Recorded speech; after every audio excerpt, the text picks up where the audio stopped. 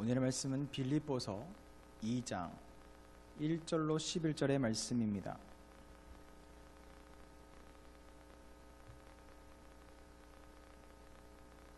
봉독하겠습니다.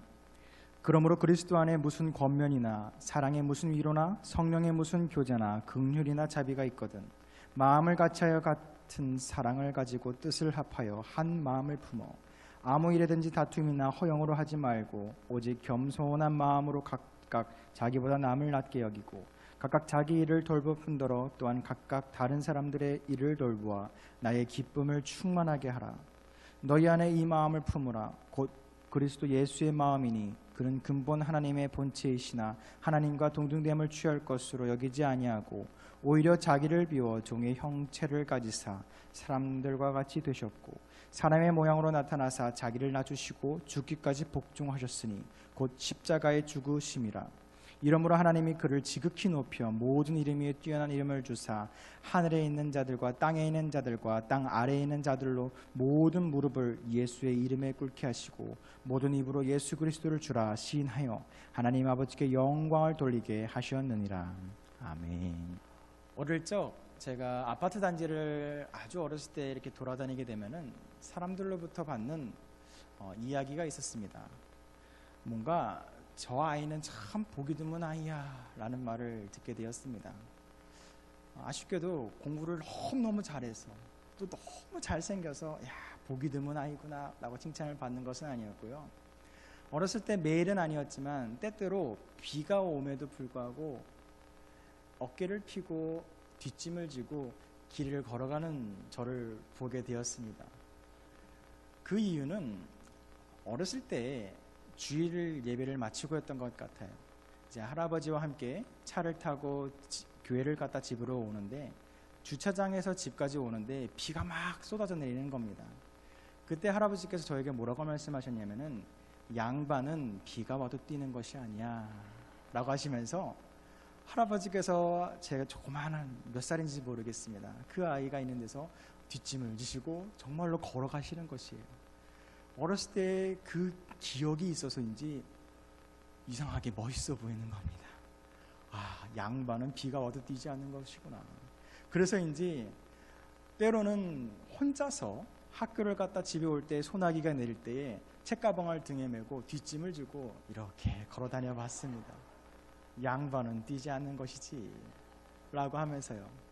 그러니 얼마나 생각해 보십시오. 웃겼겠습니까? 정말로 보기 드문 아이였던 것이지요.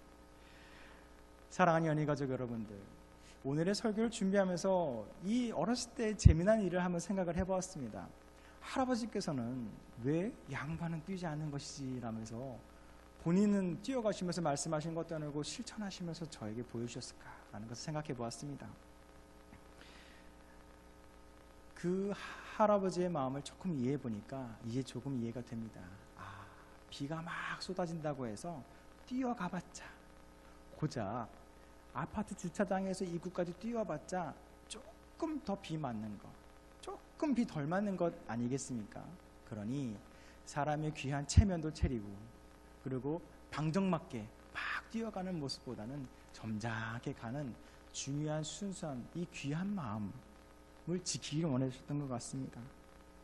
그래서 어찌 보면 거룩해 보일 만큼 그런 모습을 할아버지께서 실천하시면서 저는 그것을 보면서 때로는 사람이 비를 조금 맞고 불편해질 때에는 있다 하더라도 내가 외형보다 내 마음을 지켜야 될 것이 중요할 때가 있구나라는 것을 깨닫게 되었습니다. 이러한 경험을 갖고 말씀을 찾아보니까 하나님께서도 우리를 그렇게 부르셨더라고요.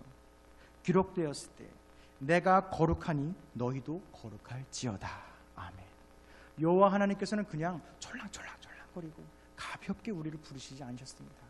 이 예배 자리로 우리를 한 명 한 명 부르실 때도 한 명의 영혼을 거룩하다라고 말씀하시고 귀하다라고 말씀하시고 천하보다도 바꿀 수 없는 아주 귀한 영혼임을 하나님께서 말씀하시고 우리 이 자리로 초대해 주셨음을 기억하시기 바랍니다. 그렇기 때문에 우리가 살다 보면은 때로 생각지도 못한 소나기를 만날 때도 있습니다. 그럴 때 당황하게 되면은 우리의 믿음을 버리고 촐랑거리면서 막 도망갈 때도 있을 것입니다. 그러나 우리가 세상에서 살아갈 때에 소나기도 만나고 어려움과 힘듦이 있을 때에 우리의 외형을 지키는 것보다 우리의 거룩함을 지키는 것이 더 중요함을 기억하시기 바랍니다.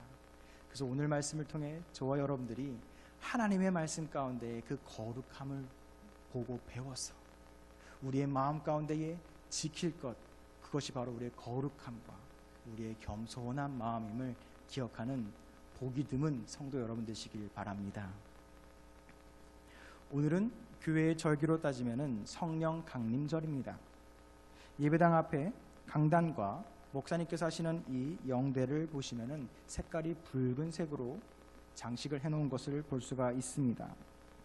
성령 강림절이라고 하는 것은 사도행전 2장에 나오는 예수님께서 부활하셔서 하늘로 올라가시고 오순절 역사하신 그 성령의 역사를 기념하는 축제와도 같은 날입니다. 그래서 그 성령의 역사를 기념하는 절기인 성령 강림절은 드물게도 이 붉은색으로 통하여서 강조를 하게 되는 것 같습니다. 이전까지는 육신의 몸을 가진 인간 예수님이셨다면, 또한 함께하였던 사람들이었다면 이런 물리적인 것을 초월하셔서 이제는 보혜사 성령님이 우리의 한 명 한 명에게 함께하시는 하나님의 동행하심을 이 성령 하나님을 통해서 우리에게 허락하셨다라는 것입니다. 그렇기 때문에 이 놀라운 역사 가운데에 성령의 그저 머물러 있는 것이 아닌 성령의 역사하심 가운데에 함께하시는, 또한 그 가운데에 말씀이 함께 있는 저와 여러분들이 놀라운 역사하심을 경험하는 이 예배가 되시길 바랍니다. 오늘의 말씀을 좀 돌아보도록 하겠습니다. 오늘의 말씀 2절로 4절의 말씀은 성령님께서 함께하는 사람의 특징을 아주 구체적으로 이야기하고 있습니다. 읽어드리겠습니다. 마음을 같이하여 같은 사랑을 가지고 뜻을 합하여 한 마음을 품어 아무 일에든지 다툼이나 허용으로 하지 말고 오직 겸손 한 마음으로 각각 자기보다 남을 낮게 여기고 각각 자기 일을 돌볼 뿐더러 또한 각각 다른 사람들의 일을 돌보아 나의 기쁨을 충만하게 하라. 아멘. 마음을 같이하고 다툼이나 허용이 아닌 겸손한 마음으로 다른 사람들을 돌볼 때에 하나님께서는 진정한 기쁨을 그 성령의 역사하심 가운데 우리에게 허락하신다라는 말씀입니다. 그렇기 때문에 오늘의 말씀은 우리들의 기쁨 충만한 삶, 즉 완전한 삶을 통한 기쁨 충만함에 이른 방법에 대해서 이야기하고 있는 것입니다. 결국 우리는 완전한 기독교인이 되기 위해서 성령 하나님의 도우심이 필요하심을 인정하고, 또한 그 성령님을 통한 하나님의 연합한 삶, 연합된 삶을 향하여서 한 걸음씩 나가야 되는 사람이라는 것입니다. 그것을 감리교의 창시자인 웨슬리는 성화된 삶이라는 것으로 표현합니다. 점진적이고 또한 일시적으로 일어나는 이러한 성화라는 단계는 우리에게도 모두 체험 가능하고 또한 체험한 경험이 있을 수 있고 변화된 사람들이 있을 것입니다. 그렇기 때문에 성령의 가장 첫 번째 말씀에서 이야기하는 큰 특징은 마음을 같이하고 사랑을 가지고 한 마음이 된다는 것을 기억하시기 바랍니다. 교회가 예수님의 부활 이후 성령 강림절이라는 것을 지킨 이유가 있습니다. 왜냐하면 부활하시어 살아계신 예수님께서는 육체의 몸으로 하늘로 올라가셨습니다. 그리고선 이 땅에 보혜사 성령님을 보내주셨습니다. 과거 12명의 제자들과 함께 인간의 몸으로 이 땅에 있으실 때에도 수많은 사람들이 함께 예수님과 살았지만 예수님을 만나지도 보지도 못한 이들이 많았습니다. 그러나 이제 예수님께서는 그 사역을 시작이자 마침을 이루시기 위하여서 하늘로 올라가셔서 대신에 성령 하나님을 통하여서 물리적으로 묶여있는 하나님이 아닌 우리 모두에게 함께 하시며 또한 과거와 현재 미래에 함께 하시는 하나님께 우리가 함께 할 수 있는, 하나님 안에 거할 수 있는 방법을 성령님이라는 그 방법을 통해서 우리에게 말씀하고 있는 것입니다. 그렇기 때문에 1절의 말씀과 같이 우리 마음에 항상 계셔 온전하게 하여 주시옵소서라는 이 말씀과 같이 우리들은 성령 하나님의 인도하심, 성령 하나님의 도우심이 있다면 온전한 삶을 살 수 있다는 것입니다. 우리가 보통 주일 9시 예배 임내 찬양으로 꾸준히 드리고 있는 찬송가 15장에 있는 하나님의 크신 사랑이라는 찬송가는 존 웨슬리의 동생인 찰스 웨슬리가 작사한 곡입니다. 이 곡은 제목과 같이 하나님의 크신 사랑에 집중하고 있는 것처럼 보이지만 그 내용 가사 하나하나를 바라보면은 성령 받은 하나님의 자녀들의 삶, 웨슬리가 이야기하는 성화된 삶에 대해서 아주 함축적으로, 아주 기준적으로 우리에게 찬양을 통해 이야기하고 있습니다. 그렇기 때문에 우리 마음에 항상 계셔 온전하게 하여달라는 이 말씀과도 같이, 이 찬양과도 같이 우리가 하나님과 함께 되어서 온전한 삶, 거룩한 삶을 살아가는 저와 여러분 되시길 바랍니다. 성령님의 두 번째 특징은 사람들을 미워하지 않고 다툼이 아닌 겸손한 마음을 갖도록 하여 주십니다. 그러기 위해서는 미워하지 않고 다툼이 아닌 겸손한 마음을 갖기 위해서는 뭔가 다른 사람들과는 다른 구별된 삶을 우리에게 요구하십니다. 세상은 높아져야 되고 많은 재물을 모아야 된다고 이야기합니다. 재물을 쌓으라고 이야기합니다. 그러나 성경의 말씀은 우리의 성령님을 통하여서 우리를 점점 낮아지라고 말씀하시고 나를 높이지 말고 사랑하는 이를 대신 높여주라고 이야기하고 있는 것입니다. 이러한 구별되며 겸손함을 실천했던 인물이 바로 성경에 등장하시는 바로 예수 그리스도의 삶입니다. 우리가 읽었던 7절의 말씀과 같이 그는 근본 하나님의 본체이시나 하나님과 동등됨을 취할 것을 여기지 아니하고 오히려 자기를 비워 종의 형체를 가지사 사람들과 같이 되셨고 라는 이 말씀을 주목하시기 바랍니다. 예수님께서는 이미 여호와 하나님과 동등된 위치를 갖고 계셨습니다. 우리가 삼위일체라고 하였을 때 성부, 성자, 성령이 모두 동일하다는 것을 알고 있지요.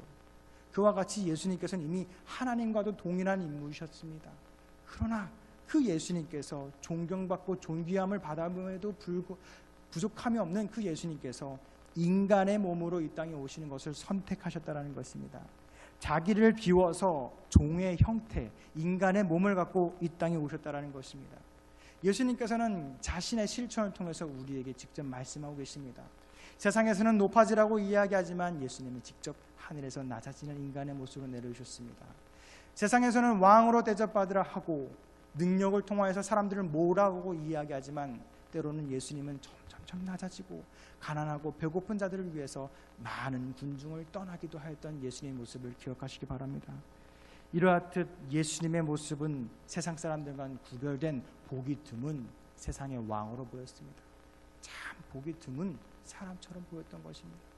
그러나 이 예수님의 모습은 그냥 실패자로 끝나는 것이 아닌 오늘의 말씀과 같이 모든 온 땅에 있는 사람들에게 존귀와 영광을 받는 그 첫 번째 열매가 되신 예수님의 모습을 우리는 보아야 됩니다.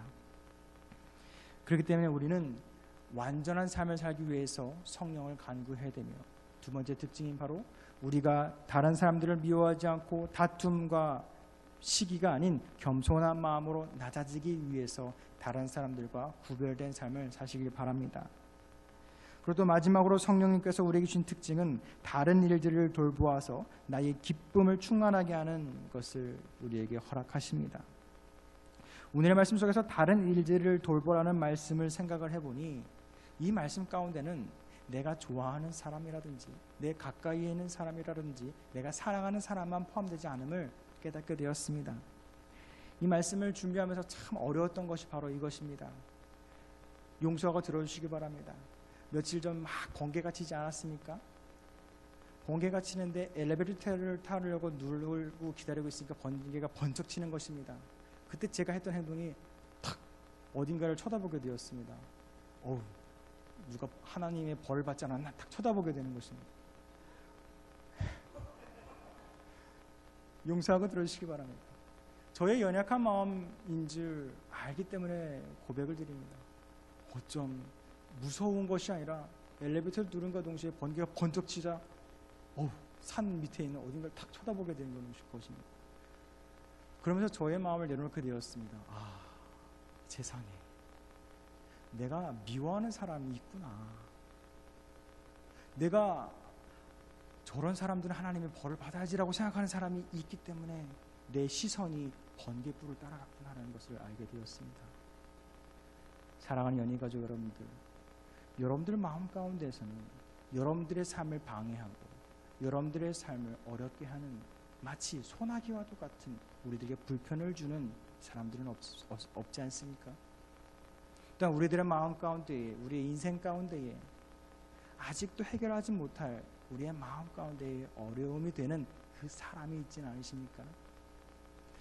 이러한 마음, 어려운 마음을 갖고 설교를 묵상하면서 앉아있을 때에 저에게 해답처럼 답을 얻게 했던 것이 바로 지난 주일에 있었던 바로 부흥집회의 말씀이셨습니다.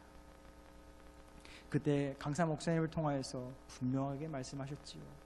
용서는 할까 말까 고민하는 것이 아닙니다. 용서는 하는 것으로 결단하시기 바랍니다. 나는 이 말씀을 듣고 내가 저 사람이 의인인지 악인인지, 내가 사랑해야 될 사람인지 미워야 될 사람인지를 판단할 것은 나의 것이 아니구나.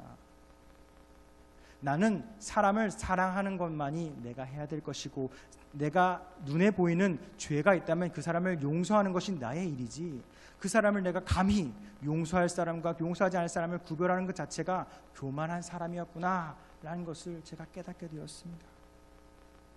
사랑하는 연인가족 여러분들, 여러분들의 마음 가운데에 아직도 해결하지 못한 용서하기 어려운 이들이 있다면 고민하지 마시고 용서를 결단하시기 바랍니다. 그 당시에 비유를 통해 말씀하셨듯이, 설교의 비유를 말씀하셨듯이 1만 달란트를 탕감받은 자가 100데나리온을 빌린 자를 모지게 부른 것 같습니다. 저의 영혼을 구원해 주신 여호와 하나님께서는 저의 어떠한 이쁨도 보시지 아니하시고 저의 어떠한 노력도 보지 않으시고 저를 구원해 주셨습니다. 마치 인생을 새롭게 주신 것과 같은, 성화된 삶을 우리에게 허락하신 것 같이 새로운 삶을 나에게 주셨는데 내가 어찌 100데나리온과 같은 아주 작은 인간의 죄를 용서하지 못하겠습니까? 하늘에 있는 자들과 땅에 있는 자들과 땅 아래에 있는 자들에게 모두 예수님의 이름으로 영광을 올리게 하는 우리가 되시기 바랍니다. 그것은 나의 노력과 힘으로는 불가능합니다. 오늘 말씀과 같이 성령님 안에 거하는 삶, 하나님과 연합한 삶, 예수 그리스도를 구주로 인정하는 우리들의 삶 가운데에 이 모든 놀라운 역사가 일어날 줄 믿습니다. 구별된다는 것은 우리가 하나님 앞에 나아가는 것, 하나님과 하나 되기 위한 꼭 필요한 것입니다. 그리고 그 구별된 것은 성령의 역사하심을 통해서 드러나게 됩니다. 피조물인 우리가 하나님의 거룩하심에 의해 어떻게 달라질 수 있는지를 또 성령을 통해 우리들의 삶이 기쁨 충만하게 됨을 세상과 나라에 보여주기 위해서는 우리들은 거룩한 자녀가 되어야 합니다. 그리고 세상과는 다른 구별된 삶을 살아야 합니다. 이번 부흥 집회 가운데 또한 감사한 것이 있어서 나누고자 갖고 왔습니다. 저와 함께 예배하는 우리 청년들이 목요일이었죠. 특별 찬양을 하게 되었습니다. 함께 강사 목사님과 식사를 하고 그 뒤에 특별 찬양까지 올려드리게 되었는데, 위에서 바라보고 있을 때에 그래도 많은 청년들이 와주었지만 그래도 2명, 3명은 더 올 수 있었을 것 같은데 아쉽다라는 인간적인 조금 욕심이 있었던 것 같아요. 그런데 이 마음 가운데 또 어떤 마음을 주셨는지 그 집회가 끝난 뒤에 이야기를 듣게 되었습니다. 어떤 친구는 그 집회를 시간을 맞추기 위해서 직장을 조퇴를 하고 왔던 친구들도 있었다고 합니다.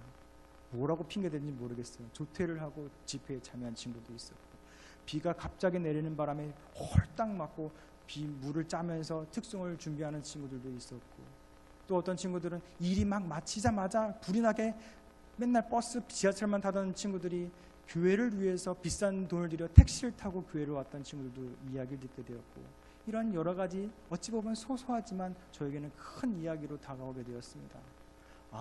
우리의 청년들이 대단하구나, 구별되구나, 세상에 보기 드문 청년들이구나 라는 것을 깨닫게 되었습니다.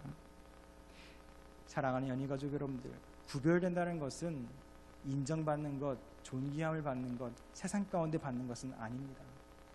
높아질 수도 없을 수도 있습니다.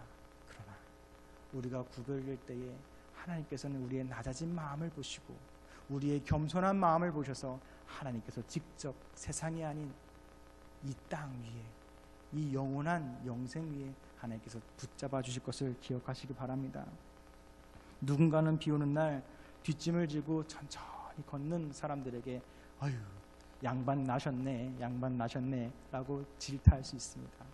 우리들의 거룩함과 우리들의 믿음을 지키는 모습을 통해 세상 사람들은 손가락질할 수 있습니다. 아유 거룩한 사람이 있네, 아유 믿음이 아주 좋은 사람이 여기 내 앞에 있었네 라면서 조롱할 수도 있습니다. 그러나 그것에 너무 마음을 두시지 마시기 바랍니다. 이 땅의 하늘의 권세를 버리고 오신 예수 그리스도 또한 세상 가운데 손가락질 당하고 거룩과 존귀를 받으신 것이 아니니 질타와 핍박을 받았음을 기억하시기 바랍니다. 그럼에도 불구하고 예수 그리스도는 점점 자신을 비워 낮아지고 오직 성령님에만 의지하여서 하나님과 동행하는 삶, 하나님 안에 거하는 삶을 예수님은 붙잡았던 것입니다. 사랑하는 연희 가족 여러분들, 우리들이 붙잡아야 될 것은 바로 이것입니다. 예수 그리스도의 삶을 우리는 기억하셔서 때로는 세상 사람들에게 손가락질 당하고 아유 보기 드문 아주 믿음 좋은 사람이라고 조롱을 할지언정 우리의 마음을 지키고 거룩함을 지키는 여러분들 되시기 바랍니다. 그때 우리는 성령님을 통하여서 하나님 안에 거하는 삶, 성령님의 인도하심을 따라서 거룩함을 지킬 수 있는 우리들의 삶을 허락하여 주실 것입니다. 이제 말씀을 정리합니다. 미국의 한 목사님이 자서전을 통해서 쓴 글을 읽게 되었습니다. 한 목사님이 이제 목사 안수를 받으신 지 얼마 되지 않아서 첫 번째 부임주로 발령을 받게 되었다고 합니다. 미국 UMC 목사입니다 보니 하나의 교회를 담임하지 않고 2개 정도의 교회를 담임하게 되었다고 합니다. 그 교회는 아주 가까워서 한 1.5km 정도 되는 거리를 두고 두 교회가 있었다고 합니다. 그런데 문제는 무엇이었냐면 한 교회는 백인들만 다니는 교회였고 또 한 교회는 흑인들만 다니는 교회가 있었습니다. 문제는 흑인들만 다니는 교회와 백인들만 다니는 이 교회를 그 지방에 있는 감독님께서 하나의 교회가 되도록 노력해 보아라는 큰 숙제를 주게 되었던 것입니다. 이제 이 젊은 목사님이 처음으로 두 교회를 예배하면서 상황을 살펴보니 문제는 좀 더 심각하였습니다. 이 흑인 교회에 있던 대부분의 사람들은 이 백인 교회에 있는 가정의 가정주부와 또한 허드렛 일을 하는 사람으로 일을 하는 사람이었고 또한 인간 대접을 잘 받지 못하는 좀 이런 일들을 경험한 아주 어찌 보면 원수와도 같은 사람들이었던 것입니다. 그러다 보니까 이 두 교회를 합쳐야 되는데 한 교회에서는 상처를 받았다고 이야기하고 한 교회에서는 저런 사람들하고 내가 어떻게 감히 이렇게 얘기를 하니 이 목사님에게는 큰 숙제가 되었던 것입니다.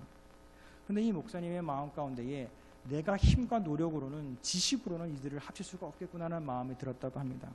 그래서 이 목사님이 하였던 것은 딱 4주만 내가 이 교회와 저 교회를 예배를 시작하기 전에 기도하자라고 하면서 이러한 기도를 하였다고 합니다. 성령이시여, 우리가 하나의 교회가 되기를 원하신다면 우리와 함께 걸어가 주옵소서. 이런 기도를 하고 매번의 예배를 시작했다고 합니다.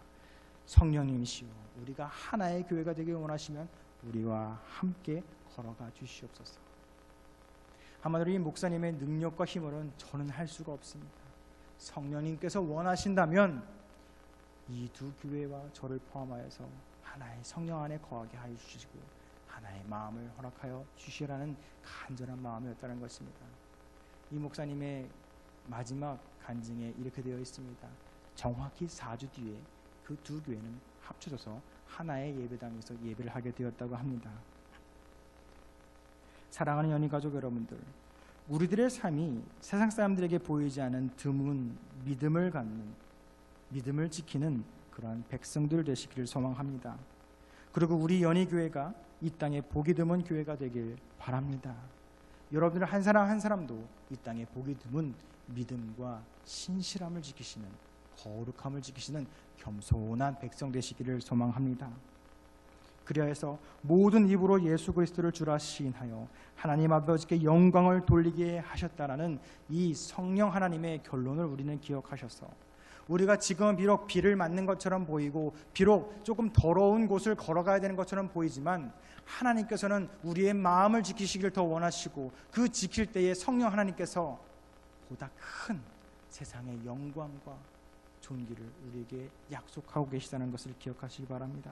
그래 우리가 이번 한 주의 삶을 살아갈 때에도 나만을 돌아보는 것, 우리의 가정만을 돌아보는 것, 우리의 교회만을 돌아보는 것이 아니라 나의 것을 내려놓고 나의 것을 비우고 겸손한 마음으로 다른 사람들을 돌보고 다툼이나 허영 그리고 교만을 버린 채 겸손한 마음으로 성령 충만한 삶을 사는 저와 여러분들의 한 주가 되시기 바랍니다. 그때 우리들의 구별됨을 보시고 여호와 하나님께서 우리를 축복하시고 하나님 안에 거하는 그런 기쁨 충만한 선물을 우리에게 주실지를 믿으시길 바랍니다. 기도하겠습니다. 사랑이 많으신 하나님 감사합니다. 우리들이 이 땅에 믿음을 짓고 살아간다는 것이 너무나도 힘들 때가 있습니다. 때로는 예수 그리스도께서 그러하셨듯 세상 사람들은 믿음의 자녀들을 핍박하고 믿음을 지키는 행위 때문에 우리의 인생이 조금 불편하고 어려움을 겪을 때도 있습니다.